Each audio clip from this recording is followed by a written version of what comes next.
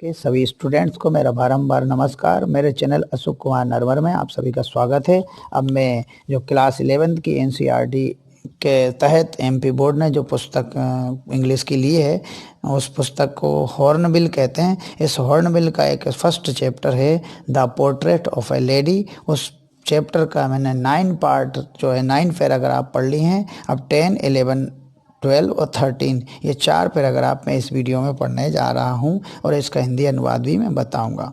देखिए, in the evening a change come over her. शाम को उनमें एक परिवर्तन आया। She did not pray. उन्होंने प्रार्थना नहीं की। She did not pray. She collected the woman of the neighbourhood. उन्होंने अड़ोस पड़ोस की स्त्रियों को इकट्ठा किया। फिर देखिए, got an old drum and started to sing. उन्होंने एक पुराना ढोल लिया और गाने लगी। For several hours she thumped the sagging skins of the dilapidated drum. कई घंटों तक उन्होंने उस जीर्ण शीर्ण और बीच में धसे ढोलक पर योद्धाओं के घर आने वाले गीत गाए, है ना। And sang of the homecoming of warriors. We had to pursued her to stop to avoid overstraining. That was the first time since I had known her that she did not pray. हमें उन्हें आग्रह करना पड़ा कि इससे तनाव पड़ेगा। यह पहली बार था जब मैंने देखा कि उन्होंने प्रार्थना नहीं की। उन्होंने प्रार्थना तक नहीं की। चलिए आगे का 11 नंबर का पैराग्राफ देखिए। The next morning she was taken ill. It was a mild fever and the doctor told us that it would go. अगली सुबह वह बीमार पड़ गई। हल्का बुखार था। कैसा बुखार था? मिल्ड फीवर, माने हल्का बुखार था। और डॉक्टर ने कहा कि वह चला जाएगा, माने वह चली जाएंगी, सॉरी। किंतु but my grand mother thought differently. किंतु मेरी दादी कुछ और ही मानना था, मेरी दादी का कुछ और ही मानना था। सी told us that her and was near. उनका कहना था कि उनका अंत अब निकट है। हर एंड वाज नियर, उनका अंत निकट है। सी सेड दैट, उन्होंने कहा कि since only A few hours before the close of the last chapter.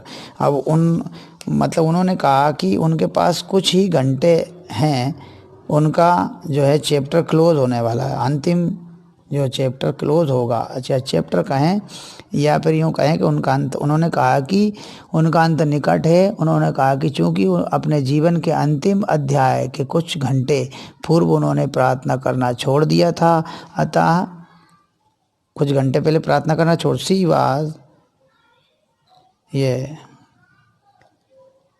Her life she had omitted to pray. उन्होंने प्रार्थना करना छोड़ दिया। She was not going to waste any more time talking to us. और उन्होंने कहा कि उनके पास अब कोई व्यर्थ समय नहीं है और ना वो व्यर्थ समय तुम लोगों से बात करने में गंवाना चाहती है, इसलिए अब वो कुछ और करेंगे। आगे देखिए 12 नंबर का पैराग्राफ, उसमें क्या बताया गया। We protested but she ignored our protests. माना हमने उनका विरोध किया किंतु उन्होंने हमारे विरोध को नकार दिया। सी ले पीसफुली इन बेड। वह अपने बिस्तर पर प्रार्थना करती हुई माला फेरती रही, है ना, शांतिपूर्वक। वे अपने बिस्तर पर शांतिपूर्वक माला फेरते हुए प्रार्थना करती रहीं। Praying and telling her beads, में माला फेरती रहीं। Even before we could suspect, इसके पहले कि हम शक करें, suspect. Her lips stopped moving and the rosary, उनके होंठ हिलने बंद हो गए और माला उनकी उंगलियों से नीचे गिर गई। Stopped and moving and the rosary fail from her lifeless fingers, उनकी निर्जीव उंगलियों से उनकी माला गिर गई। रोजरी माने माला गिर गई, रोजरी माला, मोतियों की माला। Fell from her lifeless fingers, उनके निर्जीव उंगलियों से उनकी माला गिर गई। A peaceful pallor spread on her face, और एक शांतिपूर्ण फीकापन उनके चेहरे पर फैल गया। एक पीसफुल पेलर माने शांतिपूर्ण फीकापन, पेलर माने फीकापन, स्प्रेड फैल गया, और हम जान गए कि वह मर गई थी। हर फेस एंड वी न्यू, और हम न्यू माने जान गए, दैट शी वाज डेड, और वे मर गई, हम ये जान गए थे। अब देखिए, we lifted her off the bed and, हमने उनको बिस्तर पे से उठाया। As is customary laid her on the ground and covered her with a red shroud, मैंने उन्हें हमने मैदान में लेटाया और उनके ऊपर कपड़ा डाल दिया। After a few hours of morning we left her alone to make arrangement.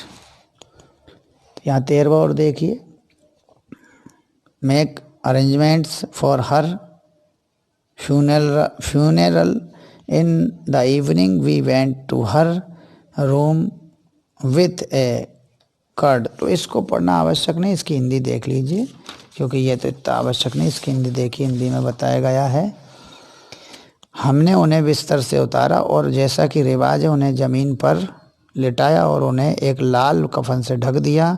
कुछ देर तक शोक करने के बाद हमने उनके अंतिम क्रिया के संस्कार के आयोजन हेतु वहाँ अकेला छोड़ दिया। शाम को हम एक अर्थी लेकर उन्हें दाह संस्कार के लिए उनके कमरे में गए। सूर्यास्त हो रहा था और उनके कमरे व बरामदे में एक सुनहरी ज्वाला के साथ प्रकाशित हो रही थी। हम अहाते के मध्य में रुके। पूरे बरामदे में एक और उनके कमरे में, जहाँ वे मृत अवस्था में लाल कफन से ढकी थी, हजारों चिड़ियों फर्श पर बैठी थी। आज कोई चहचहाट नहीं थी। हमें पक्षियों के लिए दुख हुआ और मेरी माँ उनके लिए रोटी लेकर आई और उन्हें उसी तरह छोटे छोटे टुकड़ों में तोड़ा और जैसा कि दादी किया करती थी उन्हें उनकी ओर फेंक दिया। चिड़ियों ने उन पर जरा भी ध्यान नहीं दिया। जब हम दादी माँ के मृत शरीर को ले गए तो चिड़ियाँ चुपचाप उड़ गईं। अगले सुबह सफाई कर्मचारी ने उन टुकड़ों को समेटा व कूड़ेदान में डाल दिया। इस तरह से ये घटना थी पूरी, दादी माँ वाली। धन्यवाद। ये 3 वीडियो में ये पार्ट पूरा हुआ है।